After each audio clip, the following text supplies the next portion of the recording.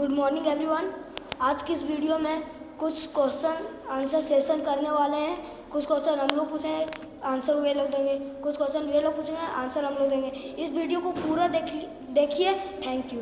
First question from my side, what is germination? जब हम कोई भी सीड को ज़मीन के अंदर बोते हैं तो उसे प्रॉपर तरीके से एयर, वाटर, सनलाइट मिल गया तो वो ग्रो करेंगे। अगर उन्हें एयर, वाटर, सनलाइट प्रॉपर तरीके से नहीं मिला तो वो ग्रो नहीं कर पाएंगे। अगर उन्हें ये तीन चीज़ मिल गया तो वो ग्रो तो कर लेंगे, पर कैसे ग्रो करेंगे आज की वीडियो में हम आपको बताने वाले हैं। देखिए, जैसे वो तो धीरे से सीडलिंग बनेंगे, सीडलिंग से बेबी प्लांट बनेंगे, बेबी प्लांट से आने वाले समय में वो ट्री भी बन सकते हैं। इस सीड को बढ़ने वाले प्रोसेस को जर्मिनेशन ऑफ सीड कहते हैं। मर्सी एरिया के प्लांट के बारे में कुछ एक्सप्लेन कीजिए। कुछ वैसे जगह होते हैं जहाँ पे सालों से पानी जमे होते हैं। वहाँ के एरिया के जो मिट्टी होते हैं वो पूरे तरीके से सड़ जाते हैं। वो एरिया को मर्सी एरिया कहते हैं और मर्सी एरिया में ग्रो करने वाले प्लांट को मैनग्रोव प्लांट कहते हैं। और जो मैनग्रोव प्लांट के जो जड़ होते हैं वो पानी के अंदर सड़े हुए मिट्टी में जब जाते हैं वो अपने सांस को ठीक से नहीं ले पाते, इसलिए वह अपने सांस को लेने के लिए अपने जड़ को धीरे धीरे करके बाहर निकालते हैं, तो उसे ब्रीथिंग रूट कहते हैं। Some plant make their own food and some plant cannot make their own food. Why? किसी भी प्लांट को खाना बनाने के लिए एक प्रोसेस करना पड़ता है, फोटोसिंथेसिस। फोटोसिंथेसिस करने के लिए 4 काम करना पड़ता है। पहला वाटर, CO2, सनलाइट, क्लोरोफिल। अगर ये चारों उस पेड़ में है तो वे पेड़ खाना बना सकते हैं। अगर ये चारों में से एक भी उपलब्ध नहीं है तो वो प्लांट खाना नहीं बना सकते। इस प्रोसेस को फोटोसिंथेसिस कहते हैं। थैंक। मान लो इस जगह पे एक ऐसा पेड़ है जो पूरे दुनिया में कहीं नहीं है, अगर वो दूसरे जगह उग गया तो क्या यह संभव हो सकता है? हाँ, ऐसा संभव हो सकता है कि ये एक ही पेड़ तो है, बड़ा होते होते ये फूल बनेगा, फूल से फिर फल बनेगा, फल में फिर बीज आएगा। ये बीज एक जगह से दूसरे जगह जाके किसी के माध्यम से पानी, हवा या फिर कुछ एनिमल के द्वारा ये कहीं और जाके नया प्लांट बनाता है। इस प्रोसेस को डिस्पर्सल ऑफ सीड कहते हैं। क्या आप बता सकते हैं कि एक प्लांट का जो पत्ते होते हैं उसके जड़ कैसा होगा? हाँ, आज हम आपको बताने वाले हैं एक पत्ते के द्वारा कि किस पत्ते का जड़ किस प्रकार का रहता है। आज हम आप लोग को पत्ते के बारे में बताने वाले हैं कि किस प्रकार के पत्ते का जड़ किस प्रकार का रहता है। हम आपको ये पार्टिकल के बारे में पता लगाएंगे। जैसे आप ये पत्ता देख लो, इसमें अपना मिडरिप निकला हुआ है, इसके बगल में एक साइड वेन निकला हुआ है। देख रहे हैं आप दोनों तरफ से, इसमें साइड वेन है, एक मिडरिप है, इसमें भी है। इस प्रकार के जो प्लांट के रूट होते हैं इनको टॉप रूट कहा जाता है। देखिए जिस तरह इसमें मिड रिप निकला हुआ है, इस तरह इसमें भी एक मेन लॉन्ग रूट निकला हुआ है। इसके बगल में जिस तरह साइड वेन निकला है उसके बगल में भी एक साइड वेन निकला हुआ है। इसके बगल में एक छोटे से रूट निकले हुए हैं। ये तो पत्ते इनके सेम में नहीं है, बराबर में नहीं है, पर इनका स्ट्रक्चर एक है, पर पत्ते एक है। दूसरा पत्ता हम दिखाने वाले, देखिए दूसरे पत्ते में मिड रिप तो है पर इसमें खुद का मिड रिप नहीं है, सब मिड रिप है, सब मेन है, सब का वैन जो पैरेलल निकला। आप दोनों तरफ से देख रहे हैं, यहाँ से पूरा पता चल रहा है। इस प्रकार के प्लांट के जो रूट होते हैं वो फाइब्रस रूट होते हैं। आप इसमें पता नहीं लगा सकते कि किस प्रकार का रूट कौन मैन है, कौन सा मैन है। इसमें सब भी प्लांट तो छोटे हैं लेकिन ये सेम है। इसमें आप पता नहीं लगा सकते हैं कि कौन मैन रूट है। तो हम इस प्रकार से पता लगा सकते हैं कि किस पत्ते का जड़ किस तरह होता है। जैसे जिस पत्ते का जो वैन है वो पैरेलल आता है, उस पत्ते के जो प्लांट का जड़ होता है वो फाइब्रस होता है। जिस पत्ते में जो वैन पैरेलल नहीं होते हैं उन प्रकार के जो प्लांट के जो रूट होते हैं वो टॉप होते हैं। कॉनिफेरियस प्लांट क्या होते हैं और इससे क्या फ़ायदा होता है? जो कॉनिफेरियस प्लांट होते हैं वो माउंटेन पे उगते हैं और जो वो होते हैं वो कौन सेप के होते हैं और माउंटेन पे हरदम वर्षा और बर्फ़ गिरते रहती है। जो कॉनिफेरियस प्लांट होते हैं जब वो कौन सेप के होते हैं तो जब वर्षा और बर्फ़ गिरती है तो उससे फिसल के नीचे गिर जाती है और उसका ये फायदा होता है कि जो उसका फूल और स्टीम और जो फ्लावर ब्रांचेज होते हैं वो उससे बच जाते हैं। माउंटेन पे ऐसे उगने वाले प्लांट को कॉनिफेरस प्लांट कहते हैं। Explain the aquatic plant with their types.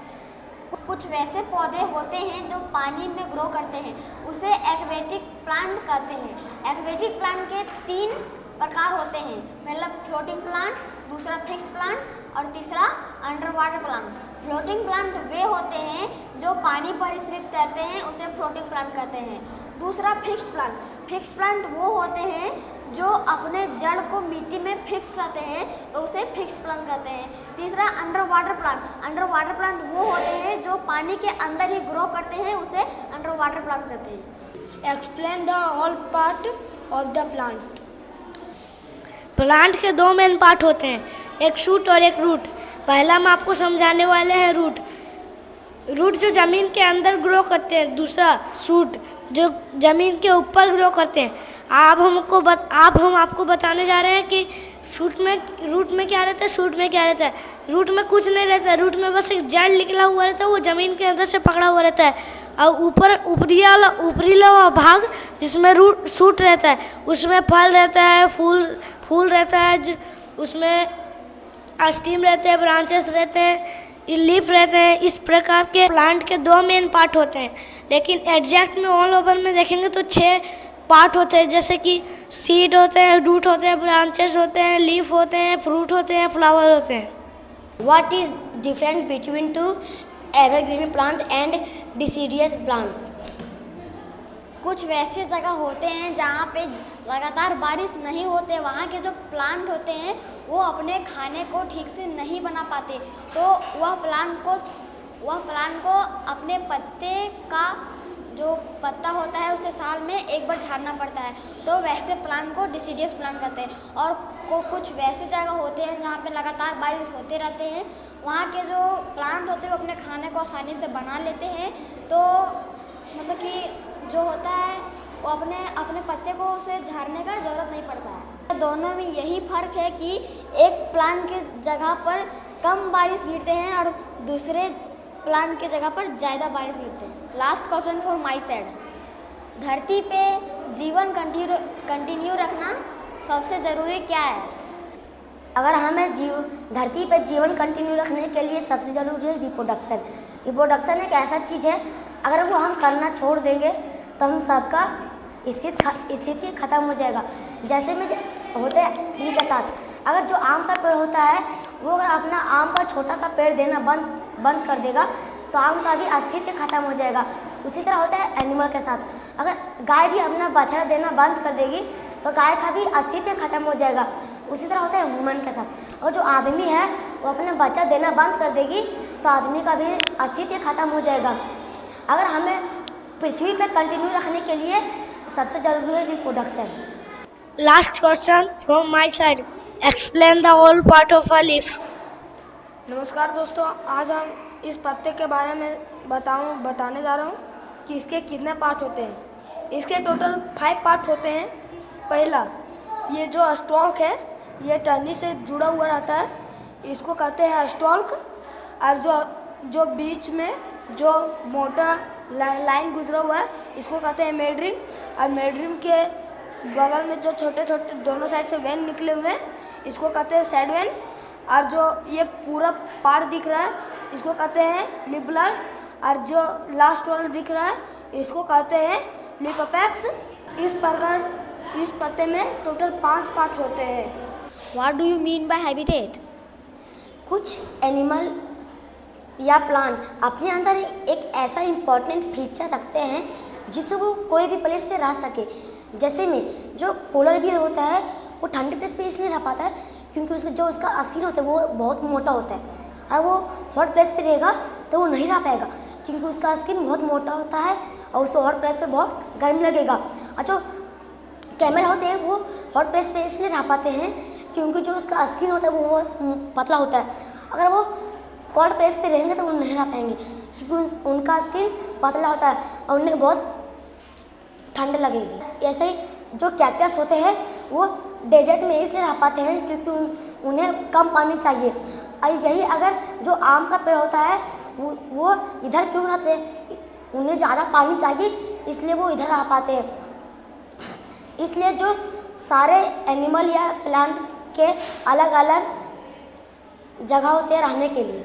अगर आपको ये वीडियो अच्छा लगा तो लाइक कीजिए, शेयर कीजिए, हमारे चैनल को सब्सक्राइब कीजिए। Thank you.